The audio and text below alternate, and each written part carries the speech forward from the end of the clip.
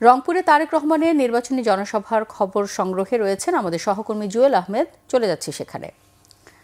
জুয়েল, জনসভা কখন শুরু হবে এবং জনসভা ছাড়া রংপুরে তার আর কি কি কর্মসূচি রয়েছে?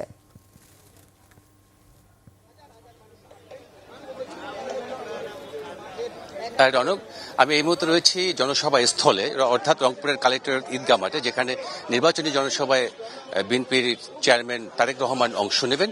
আপনি দেখতে পাচ্ছেন যে আমার পিছনে অনেকগুলো মানুষ কিন্তু সমাবেশস্থলে আসতে শুরু করেছে। যেহেতু আজকে শুক্রবার, সে কারণে সময়টা আসলে মানুষের সাথে টাইমিংটা মিলেনি। তার নামাজ শেষে কিন্তু এখন অনেক মানুষ, হাজারো মানুষ রাস্তায় এসেছে, আমরা দেখেছি তারা সমাবেশস্থলে আসছেন।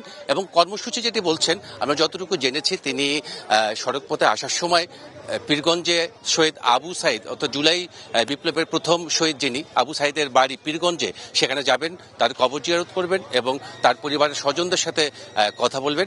তারপর রংপুরে আসবেন। 4:15 নাগাদ রংপুর কালেক্টরেট ঈদগাহ মাঠে তিনি উপস্থিত হবেন এবং দলীয় নির্বাচনী জনসভায় তিনি বক্তব্য দেবেন। সেই সাথে রংপুর বিভাগের যে 8টি জেলা রয়েছে, সেই সব জেলার ধানের শীষে যে প্রার্থী রয়েছেন তাদেরকে জনগণের সাথে পরিচয় করিয়ে দেবেন এবং মূল্যবান কথা বলবেন তিনি।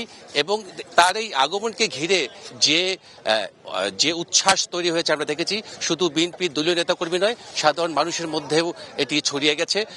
আমরা দেখেছি যে গতকালকে রাত থেকে আজকে যে মাঘের যে শীত ছিল, সকালবেলা 11টার আগে সূর্যের মুখ দেখা যায় রংপুরে, সেটি ভেঙে কিন্তু মানুষ আগে ভাগে জায়গা করে নিয়েছেন সভাস্থলে, যেন প্রিয় নেতাকে তারা কাছ থেকে দেখতে পান।